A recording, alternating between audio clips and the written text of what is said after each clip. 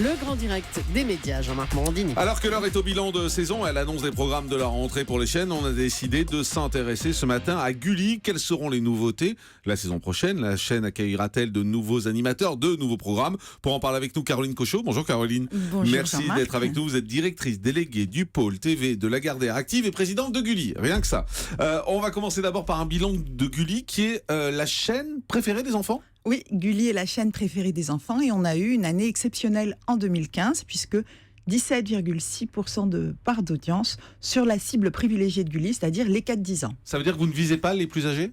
Non, oui, ça veut dire qu'aujourd'hui, notre cœur de cible, ce sont les 4-10 ans. Si les plus âgés veulent venir, et c'est le cas d'ailleurs, il y a beaucoup de 4-14 ans, comme on dit, et puis de parents qui viennent regarder la télé avec leurs enfants, mais l'entrée de Gulli, ce sont les enfants. Mais le soir, par exemple, à 22h, c'est forcément pas les 4-10 ans qui regardent. À 22h, normalement, on espère pour eux que oui, les c'est pour 4-10 ans sont couchés. Donc c'est pas... Pour autant, l'entrée enfant de Gulli, elle est toujours présente. C'est-à-dire qu'à 22h, il se peut qu'un enfant se réveille. Et s'il allume Gulli, il sera sans aucun doute, il n'y aura aucun danger pour lui devant une chaîne de Gulli. Il y aura toujours une entrée enfant. Mais ça veut dire que le soir, c'est pas réservé aux familles? C'est pas réservé aux familles ou aux enfants, c'est réservé à cette tranche d'âge qui est les 4-10 ans et leurs familles dans l'ensemble, en se disant que quel que soit le moment de la journée ou de la soirée où on regarde Gulli, on va tomber sur cette entrée enfant. Alors, vous continuez à recruter puisqu'il va y avoir une nouvelle animatrice sur la chaîne. Oui, Élodie Gossuin. Élodie Gossuin qui arrive, qui vient nous rejoindre dans une nouvelle émission qui va s'appeler 4 pattes pour une famille. Et l'idée, c'est d'aller chercher des animaux dans des refuges. En l'occurrence, pour la première émission, ce sera 4 chiens et un chat qu'on va aller récupérer dans des refuges, qu'on va nettoyer, toiletter, on va les rendre les plus jolis possibles, on va aussi leur donner des leçons de dressage et on va les mettre. Mais l'idée, c'est quoi? C'est qu'ils soient adoptés par les familles, c'est ça? Et on va leur trouver une famille, la famille la plus proche de leur personnalité au fond. C'est de la télé-réalité? Je ne crois pas, c'est de la chien-réalité peut-être. Non, mais c'est construit comme de la télé-réalité ou pas? Non, c'est plutôt vraiment le chemin vers une nouvelle famille pour ces animaux qui sont abandonnés. Donc c'est pas vraiment construit comme une télé-réalité avec un principe d'enfermement. C'est plutôt de voir comment on peut aussi le regard sur les enfants, sur les animaux. C'est-à-dire que c'est pas l'apparence qui est le plus important, c'est comment est-ce que avec un peu de travail, on arrive à rendre ces animaux attractifs. Depuis des années, il y a In the Boîte qui est l'émission phare avec Johan qui est sur l'antenne. Ça va continuer, ça aussi? Ça va continuer, ça continue. On en est à la 9e année. In the Boîte, c'est le fleuron de Gulli. Il y a déjà une génération qui est passée, qui connaît In the Boîte. Il y a sa chaîne YouTube. Ça fonctionne toujours très bien et c'est sur la chaîne tous les samedis, tous les dimanches vers 18h et puis tous les jours de la semaine vers 11h. Et vous allez rester également à l'écoute des jeunes parce que vous allez faire votre première web-série. Alors, on a tourné notre première web-série qui s'appelle Les Tactiques d'Emma. C'est une jeune fille de 10 ans et on fait un peu le contraire de ce que font les chaînes linéaires, les chaînes de télévision, puisque cette série va d'abord passer sur Gulli.fr et sur sa propre chaîne.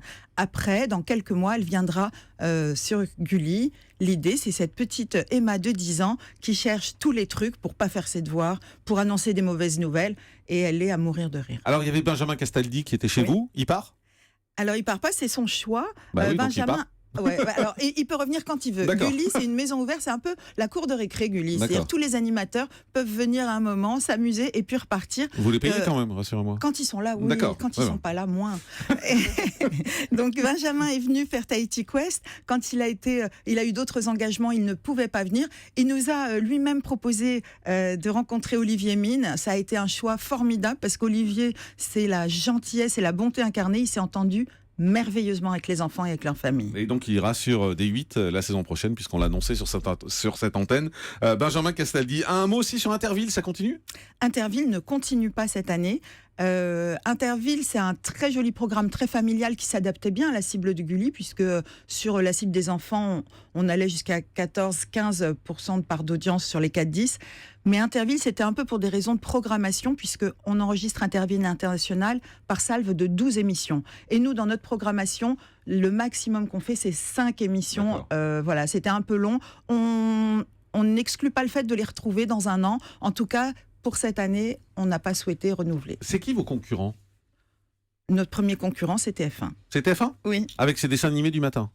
Non, Non avec l'ensemble. Le premier concurrent de Gulli, c'est ceux qui se trouvent dans notre tranche d'âge, c'est-à-dire les 4-10 ans. Aujourd'hui, la deuxième chaîne qu'ils regardent après nous, c'est TF1. Non, mais- Et ça ne veut pas dire qu'ils regardent des dessins animés ou qu'ils regardent des programmes pour enfants.